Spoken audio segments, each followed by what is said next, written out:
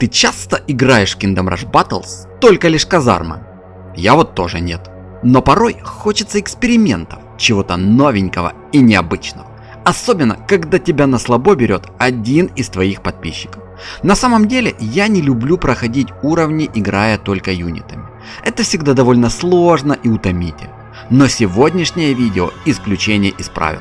Недавно в комментарии мне предложили сыграть с одним из подписчиков КРБ только казармами. И я, конечно же, согласился и благополучно забыл про это.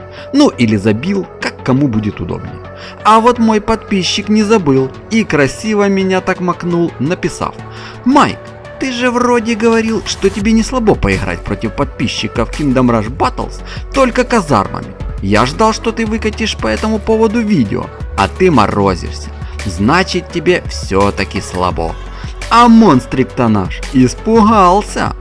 На самом деле, если б я играл такой челлендж еще до релиза игры, это был бы стопроцентный провал, так как юниты любой казармы до определенного обновления даже не восстанавливали здоровье. Прикинь, Карл, их основная функция была умереть на поле боя, чтобы потом возродиться с полным хп и опять умереть. Но теперь другой разговор, к тому же добавили ракетных стрелков и колода с казармами полная. С поиском подписчика тоже проблем не было. Люцерна всегда готов надрать мне жопку. Мой основной спарринг-партнер в дружеских битвах. А еще это хороший шанс дополнительно оценить сильные и слабые стороны ракетных стрелков. По принципу первого в истории турнира по Kingdom Rush Battles, который я еще пока не проводил, но собираюсь провести в начале следующего года, играли до 2 побед.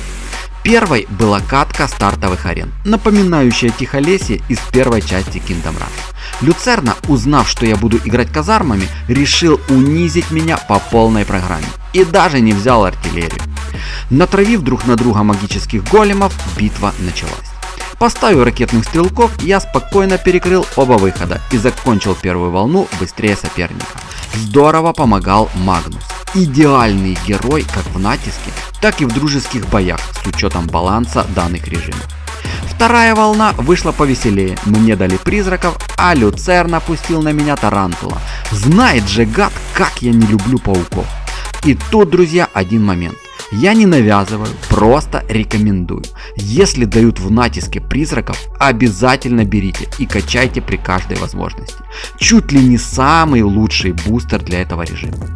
В помощь ракетчикам я призвал паладина. С учетом низкого уровня здоровья стрелков и слабой брони, ракетчики уязвимы к контрмерам противника и врагам с дальней атакой. Поэтому им жизненно необходим живой щит, который будет принимать на себя основной удар и сдерживать врагов, пока ракетчики делают свое дело. В четвертой волне я вкачал призраков на 3 уровень, установил 2 башенки ракетных стрелков для атаки с воздуха и для поддержки и прикрытия поставил 2 башни паладинов, ангелы-хранители моих летунов. Как итог, я спокойно разобрался со своими врагами, а вот Люцерну здорово напугали мои призраки. Теперь он долго будет бояться темноты. Вторая битва состоялась на зимней локации. Обожаю эту карту. Люцерна взял гномью артиллерию, все же решил более серьезнее со мной играть. Бустеры выпали не самые удачные для дружеских сражений, поэтому пустили друг на друга каменных големов. Я сразу выпустил полетать ракетных стрелков и поставил рядом варваров, так как на зимних картах много взрывных летунов, а также паладинов выдвинул на первую линию. Решил играть от обороны. Чуть позже поставил еще одних ракетчиков и уже качал имеющиеся башни. Паладины удерживали врагов, а ракетчики спокойно накидывали сверху. И если еще на 4-й волне я довольно спокойно, на чиле, играя в свое удовольствие, фармил золотишко от более быстрой зачистки волны, то к концу 5-й игра практически полностью выровнялась и дело шло к босс-файту. И тут началось самое интересное. Вышел Улгук-Хай и начал ломать мои пасочки. Вот ты знал, что в дружеских боях на этого босса не действует саботаж, и его 95% броня полностью контрит все мои казармы. Вот почему не вышел GT, я бы этого гиганта ушатал за 3 секунды и тихо хихикал бы над Люцерной. Но нет, вся надежда была на ракеты Жала и силу Магнуса. Ну и слегка на задержку от паладинов и варваров. Правда, последнее, мягко выражаясь, не особо помогло. Очень не хватало ледяного друида для замедления. Я начинаю судорожно продавать варваров и ставлю паладинов, постепенно прокачивая их для задержки босса. В это время Магнус и ракеты жала хорошо так сносят Улгукаю здоровье. Но и Люцерна хорош, отлично держит босса и выигрывает сантиметры от флажков. Я начинаю жестко косячить. И вместо того, чтобы ставить еще паладинов, ну либо на крайняк приземлить ракетчика, выиграв доли секунды, качаю способность другой башни.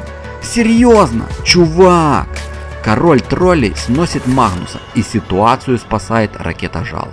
Друзья, вот как бы сложно ни было в натиске, какие бы лютые черти вам не попадали, обязательно, слышь меня, ты просто обязан получить себе в колоду ракетных стрелков.